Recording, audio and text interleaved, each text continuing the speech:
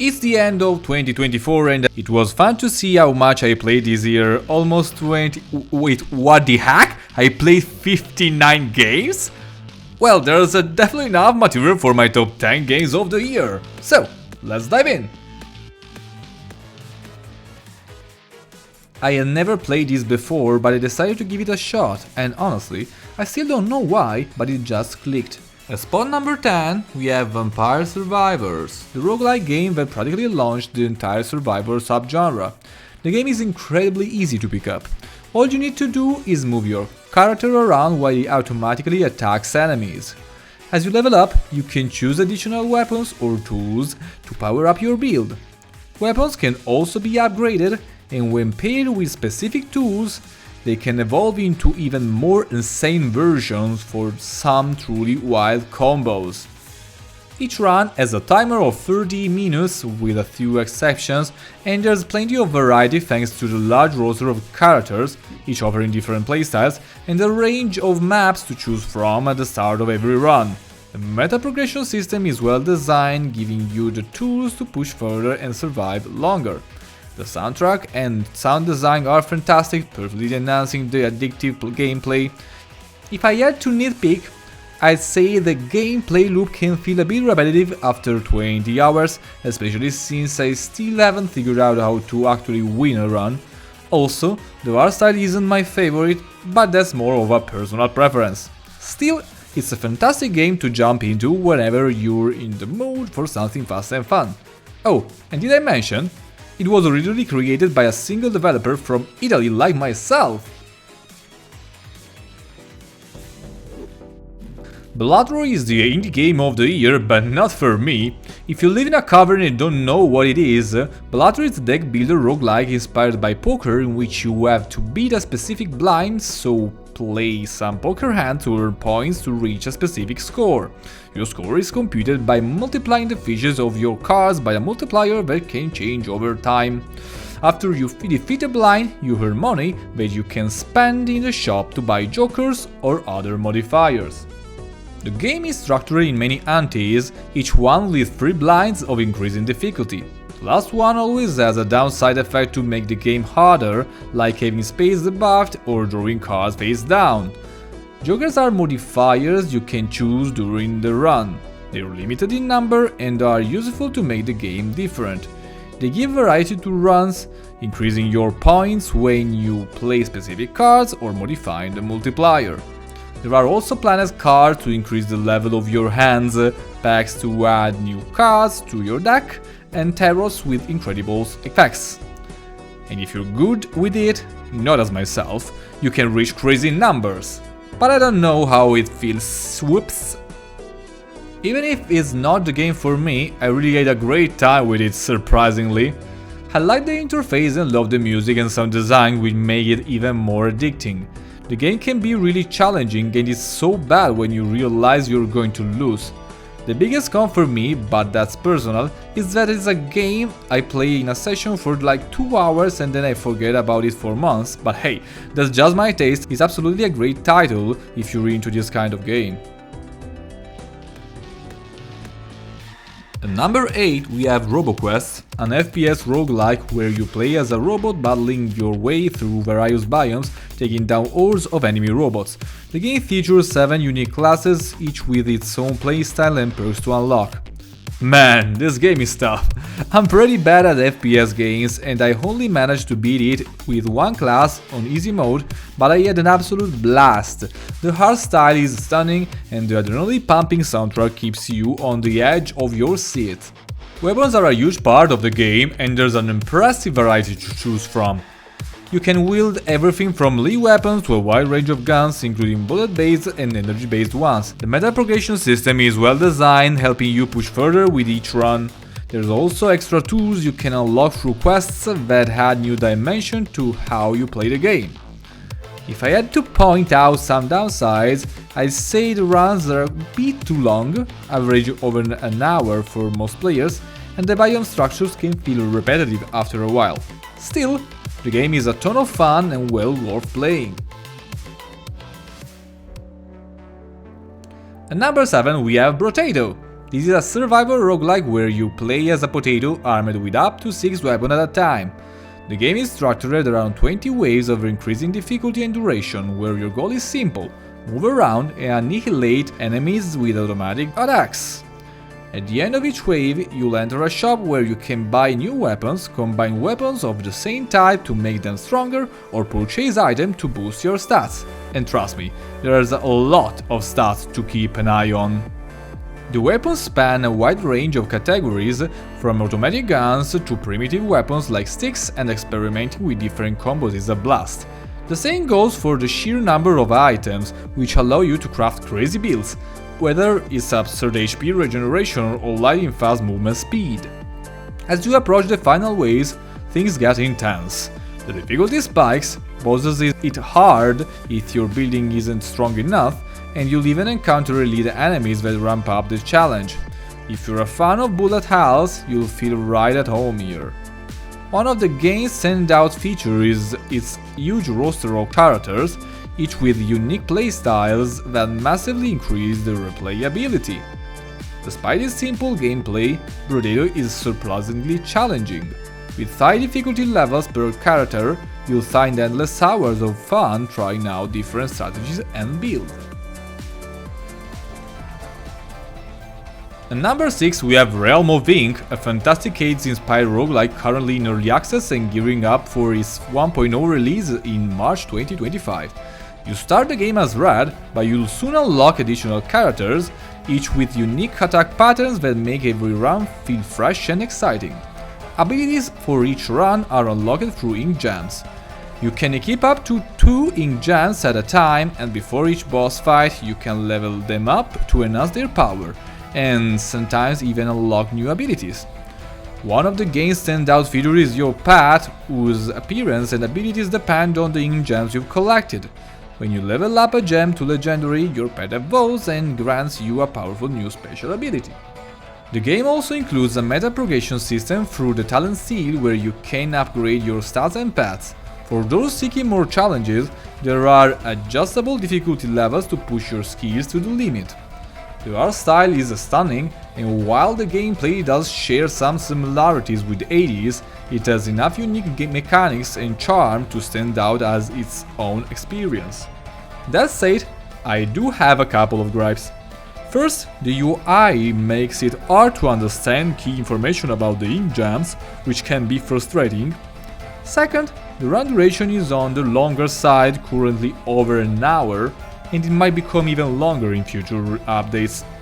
Still, Realm of Ink is a ton of fun, and I can't wait to see how the 1.0 release improves and expands on what's already an impressive game. At number 5 we have Windblown, the latest action roguelike from Motion Twin, the creators of Dead Cells. The game is lightning fast, with a variety of enemies and a solid selection of weapons that ensure every run feels unique. You can equip 2 weapons and 2 abilities, along with 4 modifiers that act as power-ups during the run. What truly set Windblown apart are the alter attacks, special attacks triggered by completing a combo with one weapon and switching to the other. You can even stack alter attacks for devastating damage, making the combat even more dynamic. Speaking of combat, it's incredibly satisfying and fast-paced, with plenty of moments where you feel truly powerful. Currently, the game features a limited number of biomes, but that's to be expected since it's been in early access only since late October. It's clear there's a ton of potential for growth. On top of that, there are 11 skins available to customize your experience. Windblown even offers a multiplayer mode, though I haven't had the chance to try it yet, so I can't comment on how it plays. In the time I spent with the game, I found it to be on the challenging side, but that just makes defeating bosses and tough enemies more satisfying. With many updates planned for next year, Windblown is set to expand with new content, and I'm excited to see where Motion Twin takes it. At number 4 we have Dead Cells. Yes, I played it for the very first time this January, and wow, what an experience! Dead Cells is an action platformer roguelike from Motion Twin, with most of the DLCs developed by Evil Empire. The core loop is simple: kill, die, learn, repeat. But you'll do this in thousands of different ways and it's an absolute blast every time. The pixel art is stunning, the soundtrack is phenomenal, and with all the DLCs, there are an insane number of biomes to explore, so you'll never get bored. In the game, you have a main weapon, a secondary weapon, and 2 active abilities. The variety in these tools is mind-blowing, and each weapon can come with modifiers like poison damage or oil attacks, letting you experiment with countless builds. As you progress through each biome, you'll encounter passages where you can choose up to 3 mutations to enhance your abilities, as well the Collector, an NPC who allows you to unlock new weapons and tools using the cells you collect from defeated enemies. The game also features 5 difficulty levels, unlocked by completing a run on the previous level. Let me tell you, these are brutal. I've been stuck at 2 BC out of 5 starting from 0, and haven't managed to clear it yet. But despite the challenge, the game is incredibly fun, fast-paced and rewarding. Honestly, it's hard to fully describe just how rich and satisfying the experience is, so my best advice is simple: grab a controller and start playing. If you never played Dead Cells, you're missing out. Go play it right now! We've reached the podium! The bronze medal of 2024 goes to Shotgun King, an incredible turn-based roguelike where you play as a black king facing off against an entire army of white chess pieces. If you've been following the channel, you already know how much I love this game. Why? Because it's absolutely addictive, and it'll have you swearing at your screen in no time. You start each run moving like a regular chess king, but with a twist. You're armed with a shotgun. On the first floor, your goal is simple: shoot the white king enough times to take him down. But as you progress through all 12 floors, the white army grows stronger and gains more strategic perks, while the upgrades you pick up don't always fully compensate. Each run is short and sweet, typically lasting 15 to 20 minutes, or as little as 3 if you're not paying attention. Trust me, I've been there more time than I'd like to admit. For those craving a challenge, Shotgun King offers 15 difficulty levels, and let me tell you, it's insane. Only about 4% of players have beaten rank 8, and guess what? I'm proud to say I'm one of them! Yay! The only downside is that it can be frustrating at times, but honestly, most of that frustration comes from my own dumb mistakes. So maybe I'm the problem? If you're up for a challenge, Shotgun King is definitely your piece of cake. Or should I say, your checkmate. In second place, we have Shogun Showdown. This turn-based roguelike completely blew my mind. I never thought I'd enjoy a game like this so much, but here we are, and that's why it climbed so high on the list. The gameplay is simple yet deeply strategic. You play on a grid where you move around, stick tiles on your attack queue and slay enemies nearby. Each tile has a cooldown before it can be used again, so planning your attacks is crucial. After clearing a room, you'll visit a shop where you can upgrade your tiles, reducing cooldowns, increasing damage and more, to create a build that fits your playstyle. While it sounds straightforward, combat demands your full attention. Paying close attention to an enemy's intention is essential, because even 1 or 2 mistakes can cost you the entire run. And since runs can be quite long, staying focused is key. There's no meta progression here. Instead, the game offers unlockable tiles to keep each run feeling fresh. There are 5 playable characters, each with a unique special attack, and 7 difficulty levels to truly test your skills. There's even a tracking system to monitor your progress with each character. The only downside for me is the length of a full run. Reaching the final stage typically takes over an hour. That said, compared to other games, the time really flies, and as you get more familiar with the mechanics, you're likely speeding things up. Just don't rush. Losing focus can quickly lead to an unexpected death. Shogun Showdown is a must-play for anyone who loves a challenging and rewarding roguelike experience. Before we get to the top spot, I want to highlight a few games that didn't make the top 10 but still left a great impression on me. And surprise, one of them isn't even a roguelike. Glyphica.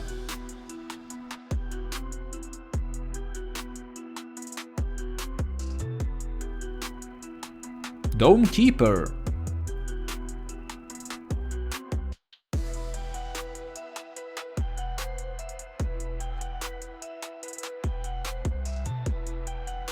Karate Survivor.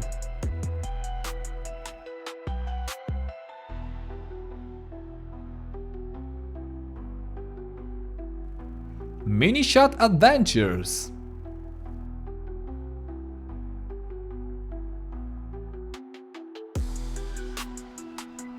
Octsaw.